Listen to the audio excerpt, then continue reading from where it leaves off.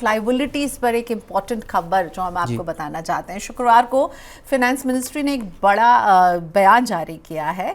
Gold loan पर reserve bank जो सख्ती करना चाहता है उस पर उसे एक बड़ा झटका लगा है। सरकार ने कह दिया है कि उसने आरबीआई की ड्राफ्ट गाइडलाइंस में बड़े संशोधन किए हैं। डिपार्टमेंट ऑफ फाइनेंस सर्विसेज ने आरबीआई के प्रस्तावों की पड़ताल की है और अपने फीडबैक सबमिट किए हैं। फाइनेंस मिनिस्ट्री ने एक्स प्लेटफॉर्म पर डाले एक पोस्ट में कहा है कि आरबीआई को यह सुनिश्चित करना चाहिए कि उसके नियमों से छोटे गोल्ड लोन बोरोअर्स पर बुरा असर ना पड़े। तो अब यहां से एक बड़ा सवाल उठता है कि रिजर्व बैंक जो करना चाहता था, सरकार वो नहीं चाहती है उस तरह से हो, और ये जो छोटे गोल्ड लोन बोरोअर्स की बात सरकार कर रही है इस कमेंट में, इसे कैसे समझा जाए प्रवीण? नहीं, इसकी चिंता जब अप्रैल में असल में आरबीआई गवर्नर ने गाइडलाइंस जारी की थी और जो मॉनेटरी पॉलिसी में उन्होंने बोला था कि हम गोल्ड लोन पे एक यूनिफॉर्मिटी चाहते हैं, किस तरह से लोन बांटे जाएं, उसके लिए हम गाइडलाइंस लेके आएंगे। और इसके बाद ही तुरंत पूरे मार्केट में इसकी खबरें आईं और जो गोल्ड लोन बांटने वाले एनबीएफसीज हैं उनके शेयरों में भी बुरी तरह गिरावट आई। प्रेस कॉन्फ्रेंस जब की थी आरबीआई के गवर्नर ने तो उसमें उनको सफाई देनी पड़ी थी तुरंत कि हमने सख्ती करने की मैंने कोई बात नहीं की, ये उनका बयान था एज इट इज़। लेकिन साफ तौर पे ये माना गया कि जब आरबीआई गोल्ड लोन को लेकर गाइडलाइंस ला रहा है और जब लेके आया तो उसमें जो चीज़ें थी वो ये बता रही थी कि गोल्ड लोन लेना अब आसान नहीं होगा।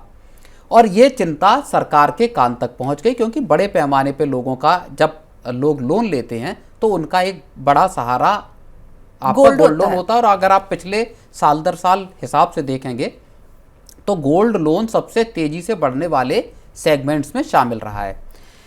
अब उस चिंता को सरकार ने संभवतः समझा है और जो गोल्ड पे जो ड्राफ्ट गाइडलाइंस आरबीआई की जारी की थी उस पे एक कड़ा और साफ संदेश दिया है कि यहाँ पे आपको बदलाव करने की ज़रूरत है ताकि आम लोगों को परेशानी न हो। अब इसमें क्या है कि सरकार ने क्या कहा है कि 2 लाख रुपए तक का जो गोल्ड लोन लेने जा रहा है शख्स, उसके लिए ये नई गाइडलाइंस लागू नहीं होंगी।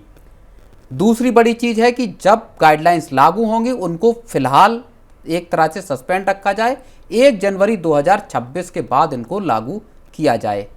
तीसरी बड़ी बात, एलटीवी को लेके एक बड़ा सवाल उठा था और चिंता जारी की गई थी, जाहिर हुई थी, वो था लोन टू वैल्यू।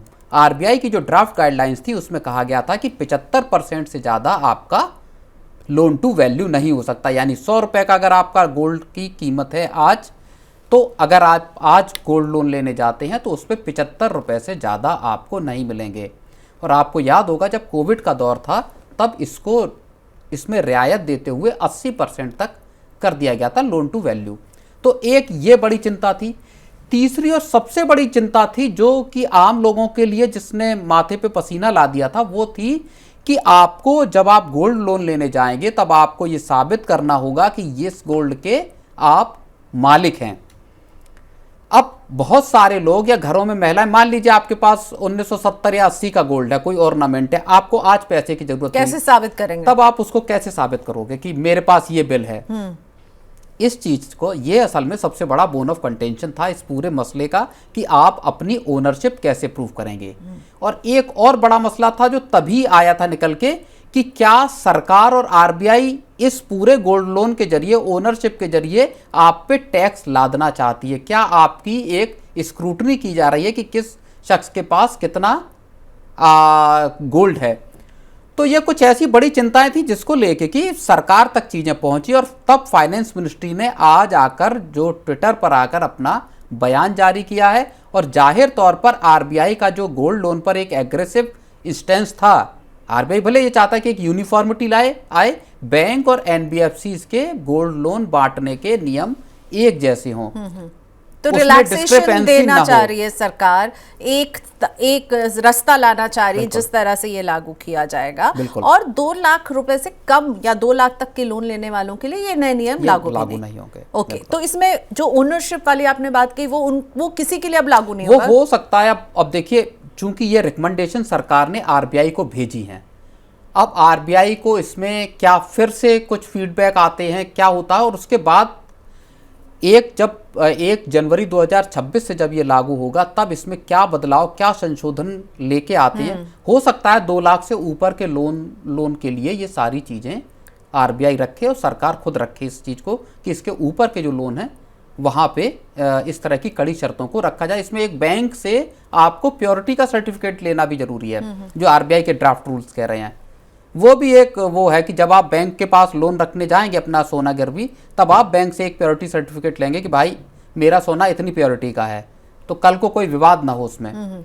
तो एक चीज और भी है, पिछले वक्त में जब ये गोल्ड लोन बांटे गए तो उसमें कई तरह की डिस्क्रिपेंसी, कई तरीके के फ्रॉड और ये बैंकों के हवाले से दिखाई आप जो कह रहे हैं वो लोन टू वैल्यू रेशियो को लेकर के था, क्योंकि गोल्ड की कीमत कुछ थी, लोन लोगों को कम का मिल जाता था, गोल्ड की प्योरिटी कुछ होती थी, गोल्ड उन्हें कुछ और मतलब बैंक उन्हें कुछ और बता देते थे। वो टारगेट्स पूरा करने के लिए कई तरह के हथकंडे बैंकों ने अपनाए, जिनमें कई बैंकों का नाम भी आया। अभी आप बैंक के पास जाएंगे ना प्रवीण, तो सब ही आपको गोल्ड लोन देने के लिए इतने तत्पर रहते हैं, तो इस सब पर जो है आरबीआई एक स्ट्रिक्ट एक्शन या फिर थोड़े नियम को टाइट करना चाह रहा था, पर अब सरकार इस पर आ गई है और कह रही है कि इसको आप थोड़ा रिलैक्स कीजिए, अभी तक जो हमें समझ में आ रहा है। वैसे समय है 1 जनवरी 2026 तक इसको शुरुआत में शायद लागू किया जाएगा, तो अभी विचार विमर्श जारी है। हो सकता है अब अगली आरबीआई, इन्होंने पिछले ही मॉनेटरी पॉलिसी में इसका ऐलान किया था, अब इतनी जल्दी तो तैयार नहीं होंगे नियम कि हम अगले हफ्ते देखेंगे इस पे कुछ अनाउंसमेंट। नहीं, अभी हाल फिलहाल में अब कुछ नहीं होगा, क्योंकि दूसरे भी स्टेक होल्डर्स हैं, उनके भी फीडबैक अभी इस पे आ रहे हैं। अब सारा कंपाइल होकर आरबीआई के पास जाएगा, फिर आरबीआई, चूंकि खुद फाइनेंस मिनिस्ट्री ने भेजा है, तो आरबीआई को अब उस पर गंभीरता से विचार भी करना होगा। आरबीआई सीधे, भले आरबीआई एक ऑटोनोमस बॉडी है, लेकिन आरबीआई उसको सरपास भी इतने आसानी से नहीं कर पाएगा। ठीक है, तो इस खबर पर नजर रहेगी, लगातार अपडेट होती रहेगी ये खबर।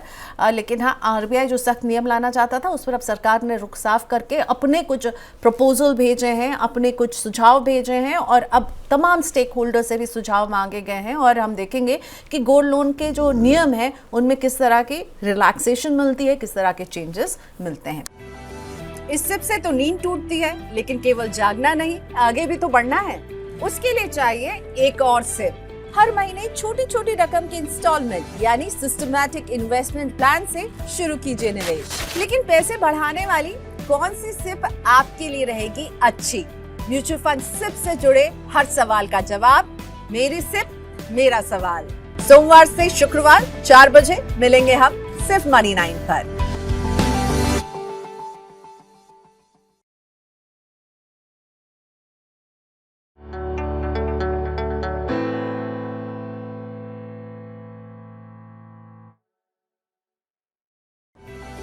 इस सिप से तो नींद टूटती है, लेकिन केवल जागना नहीं, आगे भी तो बढ़ना है। उसके लिए चाहिए एक और सिप। हर महीने छोटी छोटी रकम की इंस्टॉलमेंट यानी सिस्टमैटिक